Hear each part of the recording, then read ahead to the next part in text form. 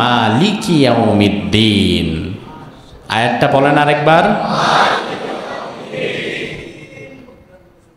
আল্লাহ তাআলা বললেন, বান্দা শেষ বিচারের মালিক হচ্ছে আমি আল্লাহ। কোরআন কারীমের সূরা ফাতিহাটাকে যদি আপনি ভাঙ্গেন তাহলে 30 পারা কোরআন হয়ে যায়। আবার 30 পারা কোরআনকে যদি আপনি শর্ট করতে করতে করতে করতে গুছিয়ে ফেলেন, ওটাই সূরা ফাতিহা হয়ে যায়। এই সূরাতে আল্লাহ তাআলা পরকাল সম্পর্কে একটা আয়াত জাস্ট বলেছেন যে মালিক ইয়াউমিদ্দিন, আমি বিচার দিনের মালিক। এই সূরাতে পরকাল সম্পর্কে আর কোনো কথা নাই, কিন্তু কোরআনুল কারীমে পরকালের জবাবদিহিতা, পরকালের দিন সম্পর্কে আয়াত আসে 550। তার মানে মালিক ইয়াউমিদ্দিনের ব্যাখ্যা আল্লাহ তাআলা বাকি কোরআনে 550 আয়াতে করেছেন। আল্লাহ বললেন, বান্দা আমি মালিক, শেষ দিন শেষ বিচারের মালিক আমি আল্লাহ তাআলা। সুবহানাল্লাহ। এখন আল্লাহ মালিক কেন? শেষ বিচার যেটা হবে, স্বাভাবিকত বিচার কার্য যারা পরিচালনা করে তারা কি মালিক না তারা বিচারক? তারা কি? তো আল্লাহ তাআলার তো বলা এমন বলা উচিত ছিল যে আমি শেষ বিচারের বিচারক। আল্লাহ তাআলা শেষ বিচারের বিচারক বললেন না, বরং তিনি বললেন শেষ বিচারের মালিক। তার দুইটা ব্যাখ্যা মুফাসসিরগণ করেছেন। আমি যত তাফসীর বের করেছি এর মধ্যে আমি দুইটা ব্যাখ্যা সবচেয়ে আমার ভালো লেগেছে সেটা নিয়ে এসেছি আপনাদের জন্য। প্রথম ব্যাখ্যাটা হচ্ছে মুফাসসিরগণ বলেন আল্লাহ তাআলা শেষ বিচারের মালিক এজন্য বললেন যেন ঈমানদারদের জন্য হিসাবটা সহজ হয়ে যায়। তার কারণ বিচারক কিন্তু ইচ্ছে অনুযায়ী রায় দিতে পারে না। তার সামনে কিছু বিধিবিধান থাকে, অমুক ধারা, অমুক আইনের তমুক ধারা, ওইগুলা মিলিয়ে মিলিয়ে তার একটা বিচার করতে হয়। ইচ্ছা মতো পারে? যদিও অনেক দেশের বিচারক ইচ্ছা মতো পারে, যারা বুদ্ধিমান তাদেরকে ধাক্কা দিলে বোঝে। যদিও অনেক দেশের বিচারক ইচ্ছা মতো পারলেও পারতে পারে, কিন্তু এটা মূলত আইন বহির্ভূত, এটা আইন সিদ্ধ কোনো বিষয় না। আল্লাহ তাআলা বললেন, বান্দা আমি যদি বিচারক হই, কাফের মুশরিক তো দূরে, বিচারক যদি আমি হই তাহলে তো ঈমানদারও বাঁচবে না। বাঁচবে না। কারণ রাসূল বলেছেন মান নুকিশাল হিসাবা উযিবা। আল্লাহ তাআলা যদি একবার কাউকে বিচারের কাঠগড়ায় দাঁড় করিয়ে বলে হিসাব দে বান্দা, বাস ও শেষ, জান্নাতে যাব তার জন্য শেষ হয়ে গেছে। কারণ আল্লাহ তাআলার কাছে জীবনের প্রতিটা সেকেন্ডের বাই টু বাই হিসাব দিয়ে জান্নাতে যাওয়া আমাদের জন্য সহজ না কঠিন? আমাদের আমল নামার যে বাজে অবস্থা, হিসাব দিতে পারবো? আহা, পারবো না ভাই। আল্লাহ তাআলা যদি বলে বান্দা একদিনের হিসাব দিতেই তো পারবো না, হিসাব বড় কঠিন। রাসূল বললেন মান নুকিশাল হিসাবা উযিবা। আল্লাহ যদি একবার কাউরে হিসাব চায়, ওর জন্য জাহান্নাম, ও জান্নাতে যেতে পারবে না। ওই যে গত জমায় বলেছিলাম আল্লাহর সাথে হিসাব করতে আসছে এক বান্দা, চোখ একটা দিছে, চোখের মূল্যে জান্নাত শেষ। তার মানে আল্লাহ তাআলা যদি বিচারক হয় তাহলে ঈমানদারদের 12টা বেজে যাবে, আমরাও বাঁচতে পারবো না। এজন্য রব্বুল আলামিন আরেক আয়াতের মধ্যে বললেন আমি কেন বিচার দিনের বিচারক না, আমি কেন মালিক। শোনো, রব্বুল আলামিন বললেন আলাম তা'লাম আন্নাল্লাহা লাহু মুলকুস সামাওয়াতি ওয়াল আরদ ইউ'আযযিবু মান ইয়াশা ওয়া ইয়াগফিরু লিমান ইয়াশা ওয়াল্লাহু আলা কুল্লি শাইইন কাদির। সুবহানাল্লাহ বলেন। আল্লাহ রাব্বুল আলামিন বললেন বান্দা আকাশ এবং জমিনের একমাত্র মালিকানা আমি আল্লাহর, সব কিছুর মালিকানা কার? আল্লাহ বললেন বান্দা আমি কিন্তু বিচারক নই শুধু, আমি বরং মালিকও বটে। আমি যেহেতু মালিক, ইউআযিবু মান ইয়াশা, আমি যারে চাইব তারে শাস্তি দেব, ওয়া ইয়াগফিরু লিমান ইয়াশা, আবার আমি যদি কাউরে চাই তারে দয়া করে মায়া করে তারে মাফ করে দিব। আল্লাহু আলা কুল্লি শাইইন কাদির, সব কিছুর উপরে একচ্ছত্র মালিকানা যার, তিনি কে? এখন দেখেন, আল্লাহ যদি বিচারক হয় তাইলে তো আমরা শেষ হয়ে যাব, কিন্তু আল্লাহ যেহেতু মালিক, এই জন্য মালিক চাইলে অনেক সময় অনেক বিধিবিধান ভাঙতেও পারে, পারে না? একই অপরাধ একই অফিসে দুইজন কর্মচারী করেছে, একজনের চাকরি গেছে আর একজনের চাকরি যায় নাই, কারণ যার চাকরি যায় নাই মালিকের সাথে তার সম্পর্কটা একটু ভালো, মালিক চাইছে তারা রেখে দিয়েছে, মালিক চাইছে তারা বের করে দিয়েছে। কিন্তু আল্লাহ তাআলা যেহেতু মালিক, এই জন্য আমাদের একটা আশার জায়গা আছে যে আমার মালিক আল্লাহ, সে চাইলে আমার মাফ করে দিতে পারে, এবং আমরা দোয়া করি আল্লাহ আপনি আমাদের মাফ করে দিয়েন। দুই নাম্বার কারণ, আল্লাহ যে কারণে বিচারক না, আল্লাহ যে কারণে মালিক। দুই নাম্বার কারণ হচ্ছে, দুনিয়াতে অনেক সময় বিচারক যারা হয় তারা বিচার কার্য সম্পাদনের পরেও এই বিচার কার্য আবার উল্টানোর মতো ক্ষমতাও অনেকের থাকে। যেমন হাইকোর্ট থেকে একজনের ফাঁসির রায় দিয়ে দিছে, কালা জাহাঙ্গীর, তার ফাঁসি দিতে হবে, অনেক বড় মার্ডার কেসের আসামি, অনেকগুলা রেপটেপ করছে, এই কালা জাহাঙ্গীরের ফাঁসি হবে। ক্ষমতাসীন যারা থাকবে, এখন ক্ষমতাসীনদের আবার একটা কালা জাহাঙ্গীর দরকার, তখন আবার একটা আইনের ফাঁকফোকর রাখবে যে কালা জাহাঙ্গীর তুমি রাষ্ট্রপতির কাছে প্রাণ ভিক্ষা চাও, রাষ্ট্রপতির কাছে প্রাণ ভিক্ষা চাইলো, রাষ্ট্রপতি সিগনেচার করে দিল, কালা জাহাঙ্গীর বেকসুর খালাস। এমন নিয়ম আছে না?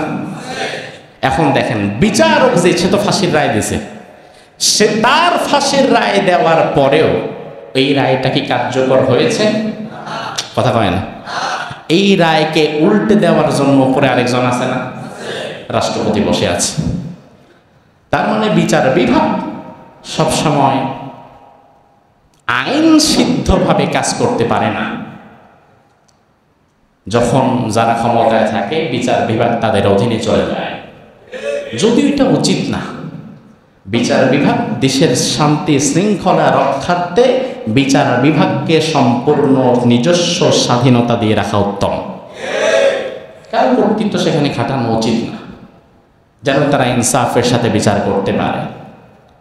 ইনসাফের সাথে যদি বিচার করতে না পারে, তাহলে দেখা যাবে সমাজে কালা জাহাঙ্গীর, পিচ্চি হান্নান, কানকাটা কবির, এই সমস্ত বড় বড় আসামিরা তাদের ফাঁসির রায় হওয়ার পরেও তারা মাফ পেয়ে যাবে। অন্যদিকে আলেম ওলামা নিরপরাধ মানুষগুলা ফাঁসির কাস্টে ঝুলবে আর জেলখানায় পচে পচে মরবে। তাদেরকে স্বাধীনতা দিয়ে রাখা হতো। তো আল্লাহ তাআলা বলল, বান্দা আমি কিন্তু বিচারক না, আমি একটা বিচার করবো, এর উপরে আবার আরেকজন এসে আরেক কথা বলবে না, বরং আমি হচ্ছি মালিক, মালিক ইয়াউমিদ্দিন। আমি যেই বিচার করব, এই বিচারের উপরে টু শব্দটা করার ক্ষমতা দুনিয়াতে আখিরাতে কারো নাই, ঠিক কিনা? আমি বিচারক না, আমি মালিক। আমি চাইলে তোরে মাফ করে দিতে পারবো, আবার চাইলে তোরে জাহান্নামে দিতে পারবো। এখন ডিপেন্ড করবে তোর সাথে আমার সম্পর্কটা কোথায়, ওইটার দিকে তাকাতে হবে। ইমানদার যদিও গুনাহ করে, কিন্তু ইমান যদি থাকে তাইলে মালিকের সাথে একটু সম্পর্ক আছে না নাই? এটা আমাদের একটা প্লাস পয়েন্ট। এজন্য আল্লাহ রাব্বুল আলামিন কোরআনুল কারীমে আমাদেরকে জানিয়ে দিলেন, বান্দা দুনিয়ার বিচারকের মতো আমার বিচার না, আবার দুনিয়ার বিচারকের মতো আমি বিচারকও না, বরং আমি হচ্ছি বিচার দিনের মালিক। আল্লাহ কোন দিনের মালিক? তাইলে এই দিনের মালিককে, এই দিনের মালিক আল্লাহ। হ্যাঁ, এই দিনের মালিক আল্লাহ। যদিও এই দিনের মালিক আল্লাহ, এটা অনেক বান্দা কেমন যেন ভুলে গেছে, ভুলতে বসেছে, ভুলে গিয়েছে। ক্ষমতা এবং টাকা তাদেরকে বেমালুম ভরিয়ে দিয়েছে যে এই দিনের মালিকও আল্লাহ। এই দিনের মালিক আল্লাহ না? সন্দেহ আছে তো কোনো না। দুনিয়াতে আল্লাহ তাআলা চাইলে ক্ষমতায় বসায়, আবার আল্লাহ তাআলা চাইলে ক্ষমতা থেকে নামায়। এমন জায়গায় ক্ষমতাবানদের মৃত্যু হয় যেখানে যে তার মৃত্যু হবে সে জীবনে কল্পনাও করে নাই। যদি জানতো সে কোনোদিন ওখানে যাইতো না, ঠিক কিনা? এই যে কিছুদিন আগে মারা গেলেন ইরানের প্রেসিডেন্ট, কিনা রাইসি, ইরানের প্রেসিডেন্ট, হেলিকপ্টার দুর্ঘটনায় এমন জায়গায় মরে গেছে তার লাশটা পেতে অবস্থা খারাপ হয়ে গেছে। জঙ্গলের এক গহীন জঙ্গলের ভিতরে পড়ে আছে, চেনাও যাচ্ছে না। হেলিকপ্টার ক্র্যাশ করেছে। যদিও ইরানের অধিকাংশ মানুষ শিয়া মতাদর্শের এবং রাইসি যে মারা গেছেন সেও শিয়া মতাদর্শের। শিয়াদের বিষয়ে আহলে সুন্নাত ওয়াল জামাতের মতাদর্শ হচ্ছে তারা ফিরকায়ে দাল্লাহ, পথভ্রষ্ট সম্প্রদায়। তার কারণ হচ্ছে শিয়াদের এমন কিছু জঘন্য আকীদা এবং কর্ম রয়েছে যেগুলো সরাসরি কুফরের সাথে তাদেরকে সংযুক্ত করে দেয়। এত কঠিন বিষয়। শিয়াদের অন্যতম জঘন্য একটা আকীদা হচ্ছে তারা রাসূল সাল্লাল্লাহু আলাইহি ওয়াসাল্লামের সাহাবীদেরকে ঈমানদার মনে করে না। চিন্তা করেন, এই উম্মতের শ্রেষ্ঠ ঈমানদার কি আমরা নাকি সাহাবীরা? যেই সাহাবায়ে কেরাম এই উম্মতের সর্বশ্রেষ্ঠ ঈমানদার, শিয়ারা তাদেরকে ঈমানদার মনেই করে না। শিয়ারা আলী রাদিয়াল্লাহু আনহু, হাসান হুসাইন, আব্দুল্লাহ ইবনে আব্বাস, ফাতিমা রিদওয়ানুল্লাহি আলাইহিম আজমাইন, যারা রাসূলুল্লাহর বংশধর, তাদেরকে খুব ভক্তি শ্রদ্ধা করে।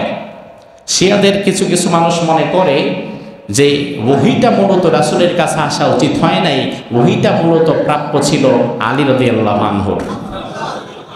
এই আকীদা তারা লালন করে। তারা বলে যে জিবরাইল ধরে রাসূলের কাছে ওহী নিয়ে গেছে। কি জঘন্য আকীদা তাদের। মিনহাজুস সুন্নাহ কিতাবের মাঝে ইমাম নববী রাহিমাহুল্লাহ লিখছেন, সুইলাতিল ইয়াহুদ, ইহুদিদেরকে প্রশ্ন করা হয়েছে, মান খায়রু আহলি বিল্লাতিকুম, তোমাদের এই জাতি গোষ্ঠীর মাঝে সবচেয়ে উত্তম কারা? ইহুদিরা তখন জবাব দিয়েছে আসহাবু মুসা, মুসা আলাইহিস সালামের সাথে যারা ছিল তারা। সুইলাতিন নাসারা, খ্রিস্টানদেরকে জিজ্ঞেস করেছে, মান খায়রু আহলি বিল্লাতিকুম, তোমাদের এই জাতি গোষ্ঠীর মাঝে সবচেয়ে শ্রেষ্ঠ কারা? তারা বলল হাওয়ারি ঈসা, ঈসা আলাইহিস সালামের সাথে যারা ছিল সে সকল হাওয়ারিগণ। ওয়া সুইলাতির রাফিযিয়া, রাফেজি তথা শিয়াদেরকে প্রশ্ন করা হয়েছে, মান শাররু আহলি মিল্লাতিকুম, তোমাদের মাঝে এই জামানায় এই উম্মতের মাঝে সবচেয়ে জঘন্য তোমরা কাকে মনে করো? শিয়ারা বলল আসহাবু মুহাম্মদ, মুহাম্মাদের সাথে সঙ্গীদেরকে আমরা সবচেয়ে জঘন্য মনে করি। এই সমস্ত আকীদা মানসিকতা যারা লালন করে তারা কুফরের দিকে চলে যায়। এই তবে আবার শিয়াদের মাঝে বেশ কিছু ভাগ আছে। যেমন আমরা যারা সুন্নি নিজেদেরকে দাবি করি, সুন্নিদের মধ্যে ভাগ আছে না? কেউ পীরপন্থী, কেউ পীরপন্থী না, কেউ আহলে হাদিস, কেউ আহলে হাদিস না, কেউ হানাফি, কেউ শাফেঈ। আমরাও নিজেদেরকে সুন্নি দাবি করি, আবার তাহিরিও সুন্নি দাবি করে। তো ও আর আমরা এক? তো এরকম ভাগ আছে। তো শিয়াদের মধ্যেও ভাগ আছে। জাইদিয়া শিয়া তাদের একটা ভাগ। তারা যদিও কিছু আকীদা, বাজে আকীদা লালন করে, কিন্তু তাদেরকে একবার সরাসরি কাফের বলা যায় না। এজন্য গণহারে সকল শিয়াকে আপনি কাফের বলতে পারবেন না, যে শিয়া মানেই কাফের, না, এটা বলতে পারবেন না। তার কারণ হচ্ছে শিয়াদের মধ্যে অনেকের আকীদা এত বেশি খারাপ না যেটা তাকে কাফের বানিয়ে দেয়, যাকে কুফরের দিকে নিয়ে যায়।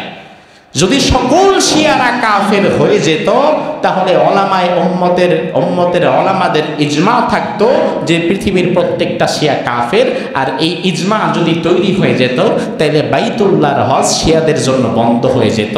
তার কারণ হচ্ছে যারা কাফের মুশরিক, আল্লাহ বলছেন ইন্নামাল মুশরিকুনা নাজাস ফালা ইয়াকরাবুল মাসজিদাল হারাম, যারা কাফের মুশরিক তারা যেন বাইতুল্লাহর চত্বরে না আসে। এখন শিয়ারা যেহেতু হজ করে বাইতুল্লাহ চত্বরে ঢোকে, তার মানে হচ্ছে তাদের কুফরির বিষয়ে এখনো উম্মতের উলামারা ইজমা করে নাই, ঐক্যমত পোষণ করে নাই। হ্যাঁ, যারা বাজে আকীদা লালন করে, যার থেকে আমি স্পষ্ট কুফরি দেখতে পাবো, সে কাফির নিঃসন্দেহে, তার কুফরির বিষয়ে সন্দেহ নাই। কিন্তু যার থেকে আমি স্পষ্ট কুফরির কথা বা কাজ দেখছি না, তাকে আমি সরাসরি কাফের বলে দিতে পারি না। কারণ সে যদি সরাসরি পক্ষান্তরে কাফের না হয়, আর আমি যদি জোর করে তারে কাফের বানাই, তাইলে তো ওইটা আমার উপরে চলে আসবে। তো এই জন্য শিয়া মানেই সবাই কাফের আর না।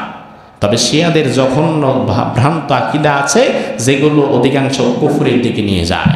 তবে এই যে মারা গিয়েছে ইব্রাহিম রাইসি, সে কোন মতাদর্শের শিয়া সেটা আমি জানি না। যার ফলে সে কাফের না ইমানদার সে বিষয়ে আমার আলোচনা না।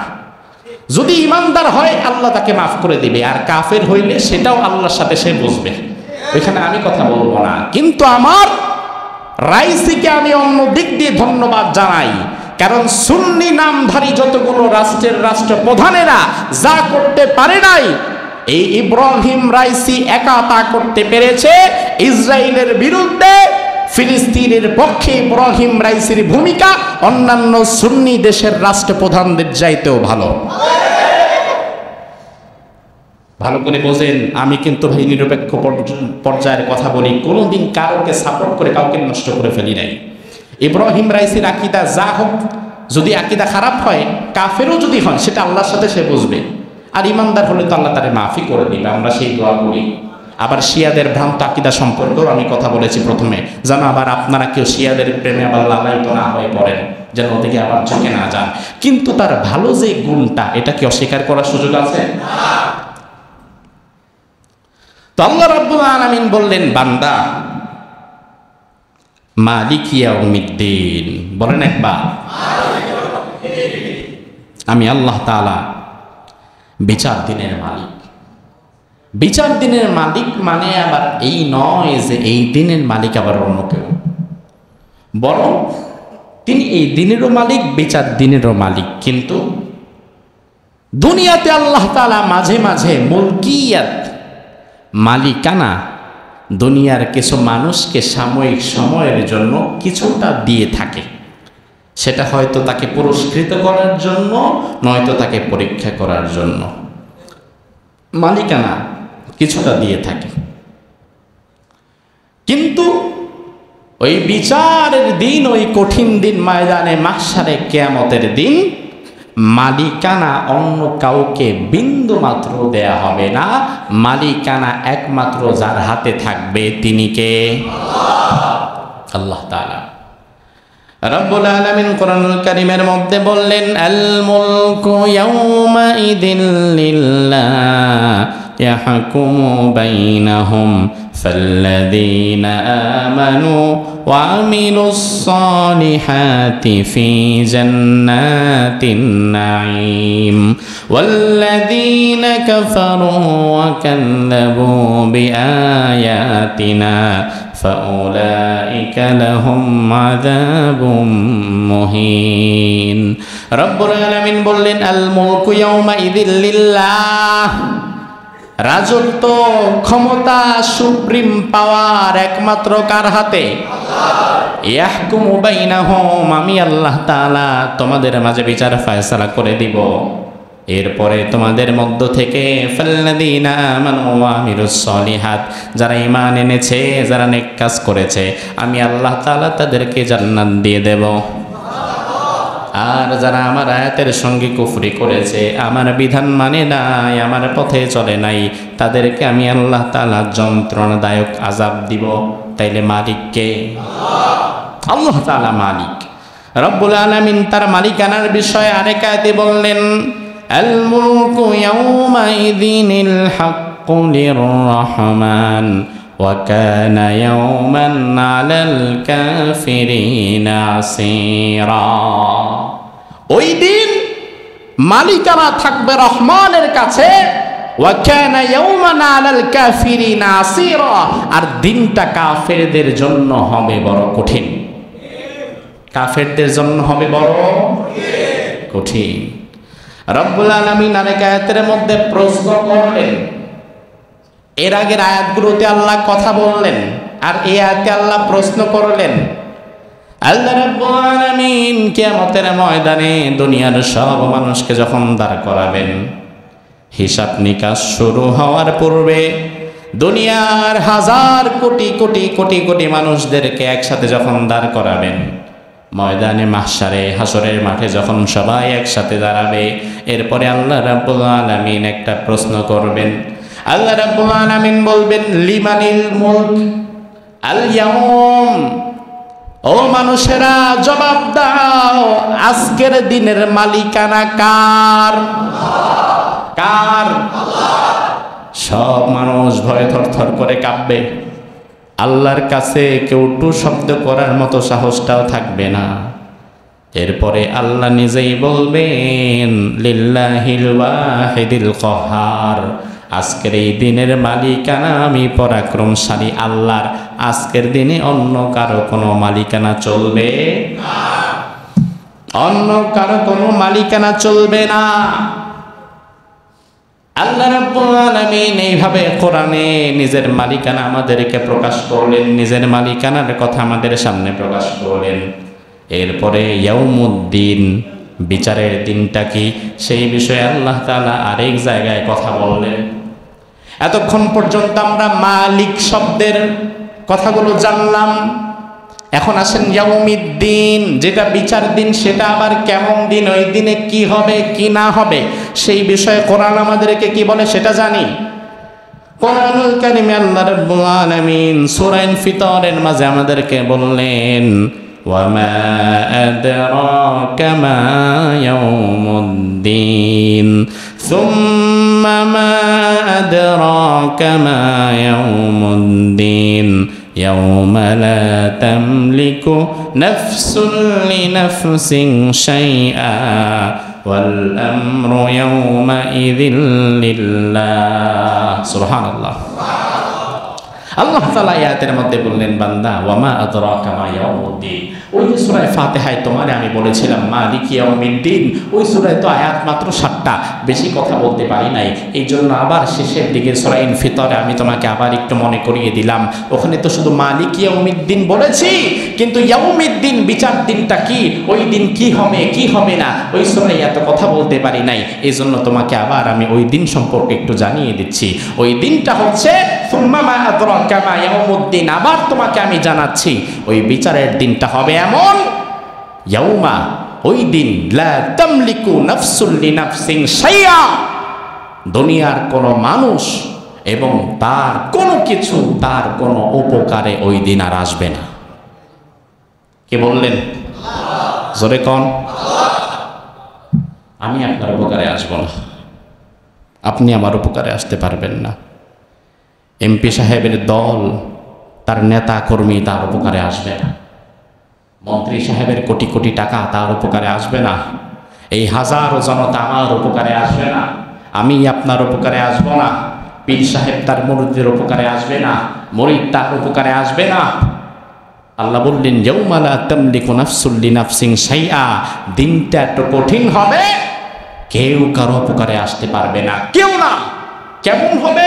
আল্লাহ তাআলা আরেক আয়াতের মধ্যে বলছেন, ইয়াউমা ইয়াফিরুল মারউ মিন আখিহি, ওই দিন ভাই যদি বোনকে দেখে দৌড়ে পালাবে, ওয়া উম্মিহি ওয়া আবিহি, যদি মাকে সন্তান দেখে মা দৌড়ে পালাবে, যদি বাবাকে সন্তান দেখে সন্তান দৌড়ে পালাবে। মানুষ একে অপরের থেকে দৌড়ে দৌড়ে চলে যাবে। চিন্তা করবে, আল্লাহ এর সামনে যদি পড়ি, সে যদি আবার আমার একটু বাঁচাইতে বলে, আমি নিজেই তো আজকে বাঁচতে পারবো না, আরেকজনকে কি বাঁচাবো? আল্লাহ বললেন, কেউ কারো উপকারে আসবে না। তাই দুনিয়াতে যারা বিপুল সম্পদের পাহাড় গড়েছে, হালাল হারামের বাছ বিচার করে নাই, তাদের সম্পদ তো ওই দিন তাদের উপকারে আসবে? এই সম্পদ দিয়ে সেই দিন আল্লাহর বিচার থেকে বাঁচতে পারবে না, সম্ভব না। দুনিয়ার মানুষেরা 2 দিনের ক্ষমতা পেয়ে জালিম হয়ে যায়। সেই দিন এক জায়গায় আলোচনা করতে গিয়ে আমি বললাম যে, দেখেন, ক্ষমতাটা খারাপ জিনিস না, ক্ষমতা খারাপ জিনিস নয়, মূলত দেখতে হবে ক্ষমতা রাখার পাত্রটা কি। তার কারণ হচ্ছে, পৃথিবীর ইতিহাস আমাদেরকে শিখিয়েছে, ঈমানদার যারা ক্ষমতা তাদেরকে নম্র বানায়, আর বেঈমান যারা ক্ষমতা তাদেরকে উগ্র বানায়। পৃথিবীর ইতিহাস এটা সাক্ষী। এই ক্ষমতা ফেরাউনকে উগ্রপন্থী করেছিল। আবার যেই ওমর খেলাফতের মাসনাদে বসার আগে যার মুখের চেয়ে হাত বেশি চলতো, ওই ওমরের ভেতরে যখন ক্ষমতা চলে এসেছে, খেলাফতের মাসনাদে যখন বসেছে, মুসলিম বিশ্বের রাষ্ট্রপ্রধানের ভূমিকায় যখন ওমরের মতো শাসক বসে গিয়েছে, এরপর থেকে ইতিহাস বলে একজন মানুষের শরীরে ওমর হাত তুলে নাই। অন্যায় হোক আর বেঅন্যায় হোক, ওমরে ফারুক ওই দিন থেকে নিজেকে এতটা নম্র বানিয়ে ফেলেছে, মহিলার ঘরে খাবার নাই, রাতের অন্ধকারে খাবারের বস্তুটা নিজের কাঁধে নিয়ে মহিলার ঘরে নামিয়ে দিয়েছে। সারা রাত ওমর কাঁদতো আর বলতো, আহারে কি ক্ষমতা আল্লাহ তুমি আমার দিলা, এই হিসাব আমি দিব কিভাবে?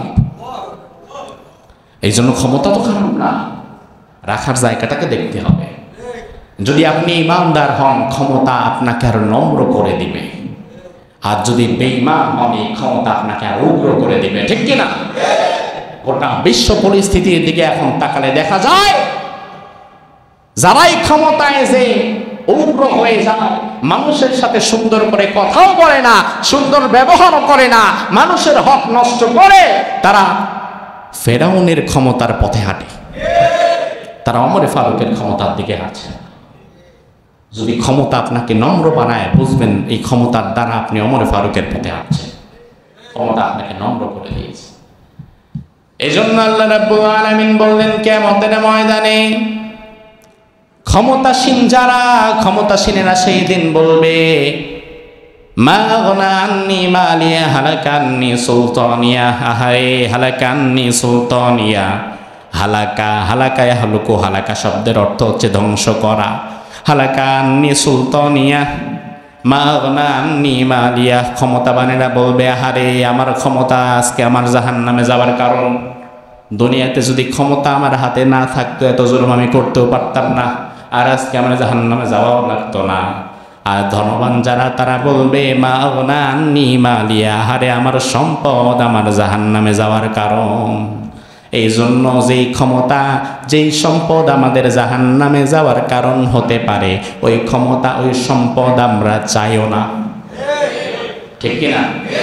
ততটুকু চাই যতটুকু যেন আমার জাহান্নামে যাওয়ার কারণ না হয়। যদি জাহান্নামে যাওয়ার কারণ হয়ে যায়, ওই সম্পদের দরকার আমাদের নাই। এই জন্য আল্লাহ রাব্বুল আলামিন বললেন, বান্দা ওই দিনটা এমন হবে, ওয়াল আমরু ইয়াউমাইযিন লিল্লাহ, কেউ কারো কোনো উপকারে আসতে পারবে না। ওই দিন সকল কিছুর আইন একমাত্র দিবেন কে? আল্লাহ রাব্বুল আলামিন আরেক আয়াতের মধ্যে বললেন, ইয়াউমাইযি ওয়াফিহিমুল্লাহু দীনাহুমুল হক। আজকের দিনে আমি আল্লাহ তাআলা মানুষের কর্মফল তাকে সঠিকভাবে বুঝিয়ে দেব। আল্লাহর বিচারের মধ্যে কোনো ফাঁকফোকর থাকতে পারবে না।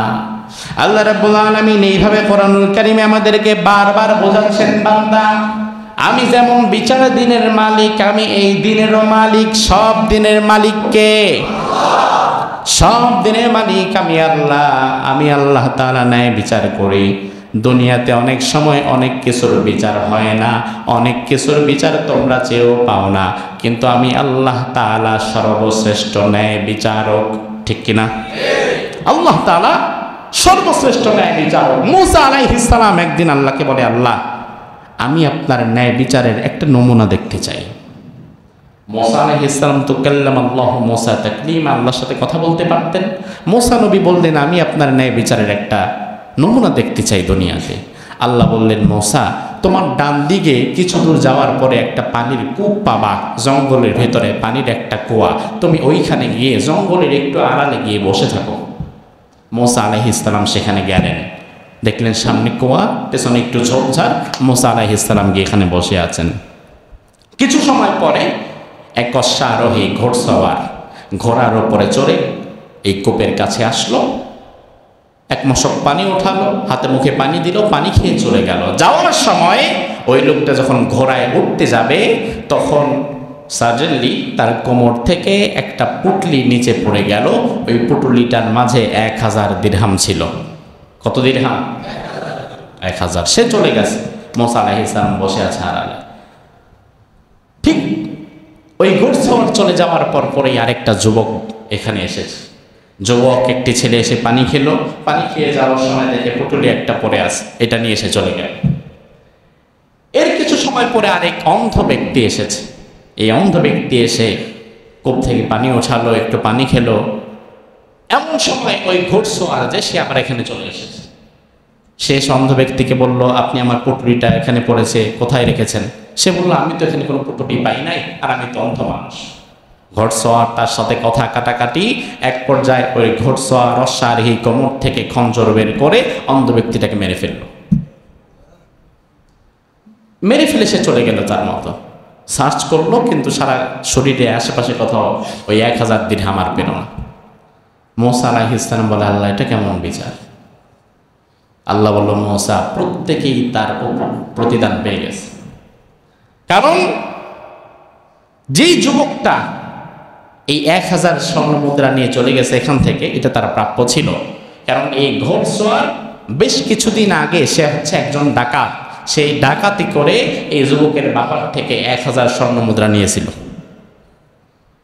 এখন আজকে আবার সে তারটা প্রাপ্য নিয়ে চলে গেছে। আল্লাহ, তিনি ঘোড়সওয়ার তো একজন বৃদ্ধ লোককে মেরে ফেলেছে, অন্ধ ব্যক্তিকে মেরে ফেলেছে। আল্লাহ বলল, মুসা, এটাও এই অন্ধ ব্যক্তির প্রাপ্য ছিল। কেন? তার কারণ হচ্ছে এই অন্ধ ব্যক্তিটি আজ থেকে বহু বছর আগে এই যুবকের পিতাকে হত্যা করেছে। সুবহানাল্লাহ বলবেন না? আল্লাহর বিচার ঠিক আছে? কিছুই হয় নাই, এখন বিচারের কিছুই দেখেন নাই, বিচারের কিছুই দেখেন নাই আপনি এখনো। দুনিয়াতে অনেক জালিমেরা ক্ষমতায় যাওয়ার পরে 1 2 মানুষ মারে না, শত শত মারে। তো সে তো দুনিয়াতে মরছে একবার। যদি 100 মারে, সে তো মরলো একবার, বাকি 99টা যে মামলাটা পেয়ে যাবে, মাফ পেয়ে যাবে, কোনো সুযোগই নাই, কোনো সুযোগ নাই। এজন্য আল্লাহর হাবিব সাল্লাল্লাহু আলাইহি ওয়াসাল্লাম ভয়ঙ্কর একটা হাদিস আমাদেরকে শুনিয়েছেন। রাসূলুল্লাহ বললেন, বাবানি মুআজ্জালানি উকুবাতুহুমা ফিদ দুনিয়াল বাগই ওয়াল উকুক। দুনিয়াতে এমন 2 ধরনের পাপ আছে, যেই 2 ধরনের পাপ আপনি যদি কখনো করেন, তাইলে ওই পাপের শাস্তি শুধু আখিরাতে যে পাবেন এমন না, বরং ওই পাপের শাস্তির কিছুটা দুনিয়াতে আল্লাহ তাআলা আপনারে দিবেন, তারপরে আখিরাতে নিবেন। সব পাপের শাস্তি আল্লাহ তাআলা দুনিয়াতেই দিবেন না। আপনি নামাজ পড়েন নাই, অনেক বছর যাবত আপনি বেনামাজি নামাজ পড়েন নাই, বেনামাজির জন্য জাহান্নাম, বেনামাজির জন্য ওয়াইল দুজক, বেনামাজিকে শাস্তি হবে, কিন্তু সেটা দুনিয়াতে না, সেটা হবে আখিরাতে। আবার আপনি যদি মৃত্যুর আগে তওবা করতে পারেন, তাইলে মাফ করে দিবেন কে? আল্লাহ। কিন্তু 2 ধরনের পাপ এমন রয়েছে, যেই 2 ধরনের পাপের বিচার আখিরাত হবেই, দুনিয়াতেও 1 ভাগ আগে হয়ে যাবে। এর 1 নাম্বার হচ্ছে আল বাগয়ু, জুলুম। জুলুম বড় ভয়ঙ্কর। দুনিয়াতে যদি আপনি জুলুম করেন, দুনিয়াতেও আপনি মাফ পাবেন না, আখিরাতের মাইর তো পরে, আখিরাতের শাস্তি তো পরে, উপরন্ত দুনিয়াতেও আপনাকে শাস্তি দেবেন কে? আপনি এটা মনে করবেন না যে আমার ক্ষমতা, আমার টাকা পয়সা, আমার সময়, আমার প্রশাসন, আমার সবকিছু ডানে বামে আমার হাজার হলো, তো আল্লাহ আমার শাস্তি দিবে কিভাবে, এই ধারণা যেন আপনার মাঝে না আসে। আল্লাহ যদি চায়, তাইলে আপনার কাছের লোকই আপনারে মারতে পারে, বাহিরের লোক আসার দরকার আছে না। এই যে গত কয়েকদিন আগে একজন এমপি সাহেব মারা গেছে, কোথাকার? ঝিনাইদহ কালীগঞ্জ। আহারে, আমি আজকেও আস্তে আস্তে বলছিলাম যে এই ভদ্রলোকরে আমি চিনতাম, সেও আমারে চিনত। ঝিনাইদহ কালীগঞ্জে আমি বিগত 4-5 বছরে অনেক মাহফিল করেছি সেখানে। এখন আমার কাছে যে আজকে পোস্টারগুলো মোবাইল থেকে বের করে করে দেখতেছিলাম, যে প্রধান অতিথি আনোয়ারুল আজিম আনার, প্রধান বক্তা ওখানে আমার নাম। তো কয়েকটা মাহফিলেই তার সাথে আমার দেখা হয়েছে। তো বাংলাদেশের যে সকল এমপিরা আমি খুব ফেস টু ফেস কাছাকাছি দেখেছি, কথা হয়েছে, চিনেছি, তাদের মধ্যে এই আনোয়ারুল আজিম আনার সে একজন, তাকে আমি চিনতাম। ঝিনাইদহ কয়েকটা মাহফিলে সে ছিল। এমনভাবে তাকে মারা হয়েছে, যেইভাবে মারাটা আসলে মূলত নৃশংসতা, ঠিক না? যাকে যেইভাবে মারা হয়েছে এইভাবে তার মৃত্যুটা হোক এটা আমরা চাই না, এইভাবে কারো মৃত্যু হোক এটাই তো আমরা চাই না। কারো মৃত্যুই আমরা এইভাবে কামনা করি না ভাই, আমরা করি না। কিন্তু কিছু ঘটনার পেছনের কিছু ঘটনা থাকে। আমাদের একটা গল্প ঘটনা আপনাদেরকে আমি বলি, যেটা আমি দেখেছিলাম। 2016 সাল ঝিনাইদহ কালীগঞ্জের এমপি সাহেব উনি ছিলেন। সোহাগ নামের এক যুবক ছেলে, তাকে ধরে আনা হলো, তাকে খুব বেধড়ক পেটানো হলো। অপরাধ হচ্ছে সে ভিন্ন মতাদর্শের একটা দল করে, কিন্তু ছেলেটা নামাজি, ছেলেটা পড়াশোনায়ও ভালো। সোহানকে যখন ধরে এনে এমপি সাহেবের লোকেরা মারছিল, ওই এলাকার অসংখ্য মানুষ এমপি সাহেবের কাছে গিয়ে আবদার করেছে যে তাকে ছেড়ে দেন, আর কখনো আপনার বিরোধিতা করবে না, আপনার পক্ষে থাকবে। এমপি সাহেব তখন বলেছিল আমার পক্ষে থাকার লোকের অভাব নাই। এরপরেও অনেক প্রণয় বিনয় করার পরে তাকে তখন ছাড়িয়ে আনা হয়েছিল। কিন্তু হঠাৎ করে 22 দিন পর সোহানের লাশ পাওয়া গিয়েছিল, এবং ওই লাশে একটা চোখ ছিল না, চোখটাকে উপড়ে ফেলা হয়েছিল। আমরা তো সারা বাংলাদেশ ঘুরি, এমন অসংখ্য ঘটনা আমরা দেখি। এই ঘটনার পর আমি দেখলাম সোহানের মা, তার একটা বিবৃতি এসেছিল পত্রিকায়। সোহানের মা বলেছিল, আল্লাহ আমার বাবুটারে চোখ উপড়ে ফেলে নৃশংসভাবে যারা মারলো খণ্ড খণ্ড করে, আল্লাহ তোমার তো বিচার আছে, তুমি তারে ওইভাবে মাইরো। সোহানের মার ওই কথাটা সময়ের সাথে সাথে সবাই ভুলে গেছে, কিন্তু একজন ভুলে নাই। সে একজনটাকে কিসের জালিম হয়েছো তুমি? তুমি মনে করছো ক্ষমতায় থেকেছো বলে কেউ তোমারে কিচ্ছু করতে পারবে না। দুনিয়ার বড় বড় জালিমদের পতন ক্ষমতায় থাকা অবস্থায় হয়েছে। ফেরাউনের দিকে তাকাও, আল্লাহ তারে ক্ষমতা থেকে নামাইছে, তারপরে মারছে। বিষয়টা এমন না, বরং ক্ষমতায় থাকা অবস্থায় ডুবায় মারছে।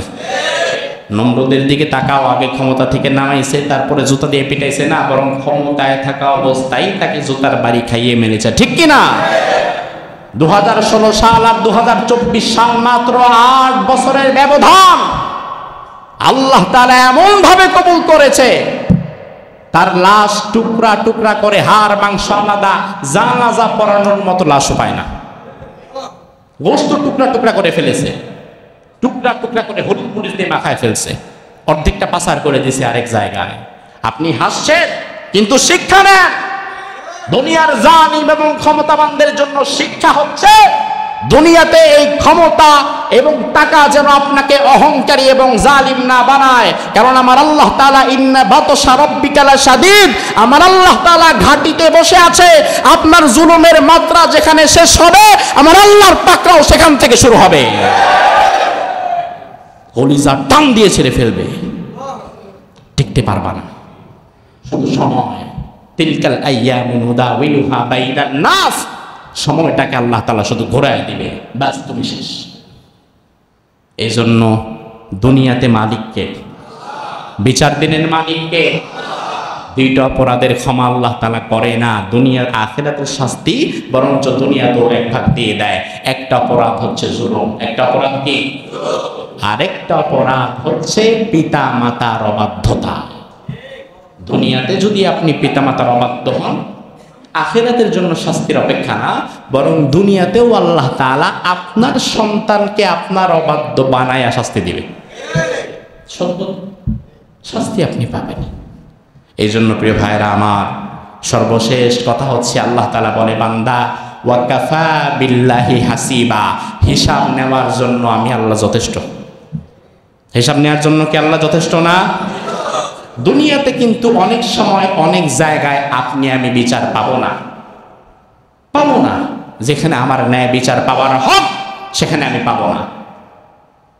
উচ্চপদস্থীয় কোনো একজনের সাথে যদি এক রিক্সাওয়ালার টক্কর লাগে, রিক্সাওয়ালার যদি সে 2টা থাপ্পড় মারে, রিক্সাওয়ালা পাল্টা 2টা থাপ্পড় দিতে পারবে? এই সাহস আছে? নাই। এক দোকানদারে যদি ধরেন সরকারি বড় একজন কর্মকর্তা, একজন অফিসার কিংবা একজন চেয়ারম্যান কিংবা একজন এমপি আইসা রাস্তার মধ্যে ফালায় পিটায়, ওই গরিব দোকানদার তার কোনো বিচার পাবে? কথা কয় না, পাবে? কিন্তু ওই গরিব দোকানদার যদি দুনিয়ায় তার বিচারটা পেত, তাইলে এমপি সাহেব, মন্ত্রী সাহেব, চেয়ারম্যান সাহেব আর নেতা খেতা আপনি অন্তত আল্লাহর মাইর থেকে বেঁচে যেতেন, আপনি বেঁচে যেতেন।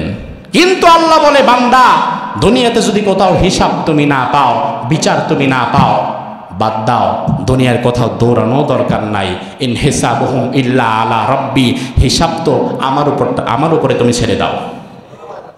কি কথা আল্লাহ, দেখেন, ইন হিসাবুহুম ইল্লা আলা রাব্বি, তুমি তোমার রবের উপরে ছেড়ে দাও। কারণ দুনিয়ার কেউ যে হিসাব করতে পারে না, ওইটা তোমার রব পারে, নাকি পারে না? এই জন্য দুনিয়াতে যদি আপনি একটু মাজবুর হন, বিচার না পান, মন খারাপ করবেন না, বিচারটা শুধুমাত্র আল্লাহর উপরে ছেড়ে দিবেন। বলবেন, আল্লাহ আমি তো পারলাম না, আমি তো দুর্বল, তুমি একটু দেখে নিও। এরপরে আল্লাহ কিভাবে দেখবে, কিভাবে মারবে আর কতটা করবে, সেটা আল্লাহ ভালো জানে, ঠিক কিনা? এই জন্য আল্লাহ তাআলা আমাদেরকে মনে করিয়ে দিচ্ছে, বান্দা আমি শুধু দুনিয়ার মালিক না, আমি শেষ বিচারেরও মালিক। এজন্য আল্লাহ তাআলা বলছেন, মালিক ইয়াউমিদ্দিন। কি বলছেন? মালিক ইয়াউমিদ্দিন, শেষ বিচারের মালিক আমি, এমনকি দুনিয়ার মালিকও আমি। সেই মালিকের পথে চলেন, সেই মালিকের সাথে সুসম্পর্ক রাখেন, ঈমানটা ঠিক রাখেন, যেন পরকালে ওই মালিক আমাদেরকে মাফ করে দেয়। বলেন আমিন। হাযা মা ইনদি ওয়াল ইলমু ইনদাল্লাহ, আলাইহি তাওয়াক্কালতু ওয়া ইলাইহি উনীব।